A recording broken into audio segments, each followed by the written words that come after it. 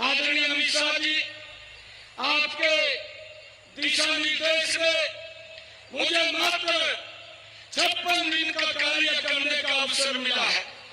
मैंने आपके दिशा निर्देश में हरियाणा प्रदेश के लोगों के हित में मात्र 56 दिनों में 126 ऐतिहासिक फैसले किए हैं और जिसका लाभ हरियाणा प्रदेश के जन जन को मिल रहा है। आज इसकी चर्चा भी है। आज हरियाणा का हर व्यक्ति बोलता है कि भाई समय कम मिला है, परंतु मैं आज लोहारू की सरदारी में एक बात कहना चाहता हूं कि यह समय कम नहीं है। 8 तारीख को जब गिनती होगी हरियाणा में तीसरी बार भारतीय जनता पार्टी की सरकार, ये डबल इंजन की सरकार वो बनेगी और कांग्रेस के लोग भूपेंद्र हुड्डा, कांग्रेस के बड़े लोग ये बात बोलते हैं, ये घोषणाएं कर रहे हैं। मैंने कहा है हमारी सरकार ने घोषणाएं नहीं, हमने जो बात कही है उसको धरातल के ऊपर उतारा है और उसका डायरेक्ट लाभ लोगों तक पहुंचाया है। मैं जो ऐतिहासिक फैसले किए हैं आपके नेतृत्व के अंदर, मुझे खुशी है। ये किसानों की भूमि है, ये वीरों की भूमि है। हमने निर्णय किया कि अब की बार बरसात कम हो रही है, बरसात कम की वजह से मेरे किसान का ज्यादा खर्चा हो रहा है। ये निर्णय हमारी सरकार ने लिया कि उनके खर्चे कम होने चाहिए। प्रति एकड़ के हिसाब से 2000 रुपए पहुंचाने का किसान के खाते में ये निर्णय भी हम भाइयों लोगों को बदला करके वोट लेने का काम करते हैं। उनका नकाब उतर चुका है और ये बोलते हैं कि घोषणाएं हो रही है, ये घोषणाएं नहीं। मैं कांग्रेस के लोगों को कहना चाहता हूँ, भारतीय जनता पार्टी का कार्यकर्ता, ये डबल इंजन की सरकार अगर कुछ बोलती है वो पत्थर के ऊपर लकीर है। हरियाणा प्रदेश ने अब ये तय कर दिया है कि जब 5 तारीख को वोटिंग होगी, 8 तारीख को रिजल्ट आएगा, तीसरी बार हरियाणा हर चंडीगढ़ के अंदर भारतीय जनता पार्टी की डबल इंजन की सरकार बनाने के लिए भाइयों तत्पर है। हमने पिछले दिनों हमारी बहनों ने जो बात हमें कही थी कि गैस के सिलेंडर में कमी होनी चाहिए, हमने तीज के पर्व के ऊपर बहनों के बीच में ये निर्णय किया। आदरणीय अमित शाह जी, हरियाणा प्रदेश के 50 लाख परिवारों को आज इस बात का लाभ मिल रहा है जो हमने 1 अगस्त से लागू किया है। 500 रुपए का गैस का सिलेंडर हमारी माताओं बहनों को वो उपलब्ध हो रहा है। आप यहाँ पर हम सबका मार्गदर्शन करने के लिए आए हैं।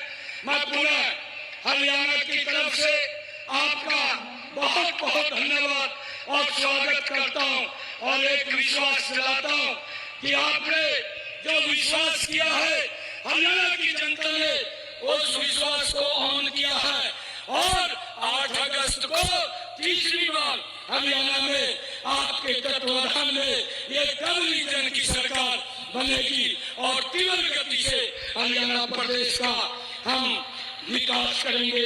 आप सबकी तरफ से मैं पुनः आपका बहुत बहुत स्वागत और धन्यवाद करता हूँ। इन शब्दों के साथ जय भारत, जय हरियाणा।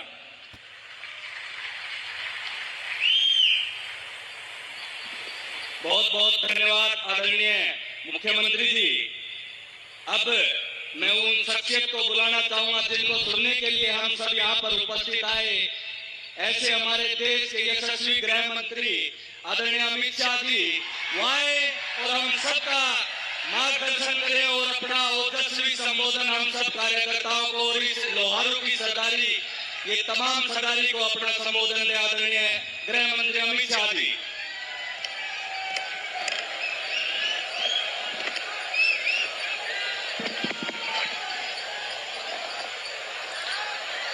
मेरे साथ बोलिए भारत माता की।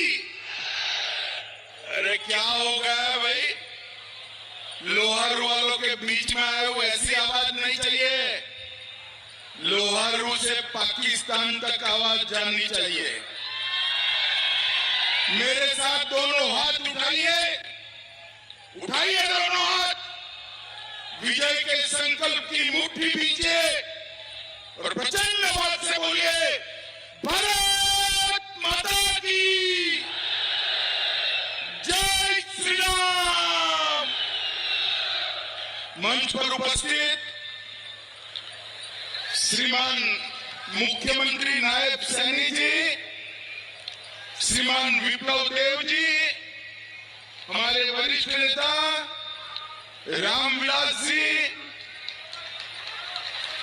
हमारी वरिष्ठ नेत्री श्रीमती किरण चौधरी जी, श्री धर्मवीर जी, कुलदीप भाई बिश्नोई जी, श्री रामचंद्र जांगड़ा जी, डॉक्टर जनरल वस्त साहब, बनवारी लाल जी, मुकेश गौड़ जी और आज के कार्यक्रम में इस विशाल जनसभा में आए हुए प्यारे भाइयों बहनों माताओं और मेरे जिगर के टुकड़े जैसे युवा मित्रों, आप सभी को नमस्कार। सबसे पहले तो मैं आप सभी को हाथ जोड़कर क्षमा प्रार्थी हूं। हेलीकॉप्टर लेट होने के कारण मैं खासा पौन घंटा लेट चल रहा हूं, मगर यहां आया तब मेरे मन में थोड़ी धक धक थी, हमारे जेपी दलाल का क्या होगा, लोग बैठेंगे या नहीं बैठेंगे। अरे भाई लोहारू वालों ने तो कमाल कर दिया, पूरा पेंडोल भरकर पेंडोल के बाहर जनता खड़ी। भाइयों बहनों, मैं मां भवानी और यहाँ की प्रसिद्ध पहाड़ी माता के मंदिर को प्रणाम कर मेरी बात की शुरुआत करना चाहता हूँ। मैं छोटी काशी में आया हूँ, तब मैं बताना चाहता हूँ भाई, ये हरियाणा कहने में तो देखने में तो हमारा एक छोटा सा प्रदेश है, दिल्ली के नजदीक है, परंतु पूरा देश हरियाणा को 3 बातों के लिए याद करता है। सबसे पहले मैं मातृशक्ति को प्रणाम करता हूं, क्योंकि आजादी के बाद जितने के युवान हमारे कश्मीर को बचाने के लिए शहीद हुए और ये लोग कश्मीर में फिर से आतंकवाद लाना था। हम सब तय करें कि एक बार कांग्रेस को इस मुद्दे पर जवाब देना है। भाइयों बहनों, किसानों की बात करते हैं, खिलाड़ियों की बात करते हैं। हमारी 10 साल की सरकार ने कोई जिला ऐसा नहीं छोड़ा जहां पर खेल के लिए अच्छा मैदान नहीं है, अच्छा मैदान नहीं है। और मेरी नायब सिंह से बात हुई है, इसके बाद हर ब्लॉक में, हर तहसील में खेलने की और कोचिंग की सुविधा भारतीय जनता पार्टी की सरकार करने वाली है। और मैं आज हुड्डा साहब को पूछना चाहता हूं, हुड्डा साहब, आपने भी कोई कम राज तो नहीं किया, यहां काफी समय राज किया। आप बताइए, आप एमएसपी पर कितना खरीदी करते थे, बताइए जरा, कितने क्रॉप लेते थे। भाइयों बहनों, एमएसपी पर ज्यादा से ज्यादा हुड्डा साहब ने 4 ही क्रॉप को लिया था। आज हमारा नायब सिंह 24 क्रॉप को लेकर किसानों का परचेज करता है। और एमएसपी पर सबसे ज्यादा खरीदी अगर कहीं हुई है तो 10 साल के भारतीय जनता पार्टी के शासन में हुई। क्या बात कर रहे हो हुड्डा साहब, एमएसपी रटे जाते हो। मैं आज कहता हूं, एक भी दाना, ये 24 क्रॉप का जो लगभग हरियाणा के सभी क्रॉप है, इसका एक भी दाना खाली नहीं रहेगा। नायब सिंह आपका एक एक दाना खरीद कर लेंगे, एक एक दाना खरीद। भाइयों बहनों, हरियाणा ने हमेशा मोदी जी को आशीर्वाद दिया। 14 में आए, 4 की जगह 47 सीटें दी। 19 में आए, सरकार बनाई। अब 24 में आए हैं, बनाओगे या नहीं बनाओगे? अरे उन्हें कहा वहां कांग्रेस की आपसे लड़ाई नहीं है, मतलब बीजेपी से नहीं है। तो मुझे आश्चर्य हो गया, क्या बात कर रहे हो यार, 2 ही पार्टी है वहां, कांग्रेस और भाजपा। तो कांग्रेस की किसके लड़ाई है? कि उनकी लड़ाई कांग्रेस के साथ ही है। 4 लोग मुख्यमंत्री बनना चाहते हैं और एक दूसरे को हराना चाहते हैं। मुझे बताओ भाई, जो पार्टी अंदर अंदर लड़ने का तय करी हो वो चुनाव जीत सकती है क्या? अरे जोर से तो बोलो, जीत सकती है। मैं लोहारू आया हूं, ऐसे यहीं से प्रचार का शगुन किया है, मानकर चलो। लोहारू में मेरी पहली सभा है, इस चुनाव में पहली सभा। अब जहां शगुन किया है, माताएं खास बताए, टीका लगाओगे या नहीं लगाओगे? भाइयों बहनों, मैं अभी रोहतक जाने वाला हूं। वहां कहते हैं हुडा साहब को चंडीगढ़ भेज दो। अरे भाई लोहारू वालों, भिवानी वालों, मैं आपको कह रहा हूं, हमारे जेपी दलाल को भेज दो, भेज दो। आप उसको विधायक बनाकर भेजो। इसको बड़ा आदमी बनाने का काम भारतीय जनता में, लोहारू की जनता ने जेपी दलाल को यहां से आशीर्वाद दिया। हमने उनको कृषि मंत्री भी बनाया, वित्त मंत्री भी बनाया, और कृषि मंत्री बनते ही यहां से लेकर राजस्थान, पूरे हरियाणा में नहरें बिछाने का काम हमारे जेपी दलाल ने किया है। जेपी दलाल, मेरे पास कई सारा लिस्ट है, बाद में बताऊंगा।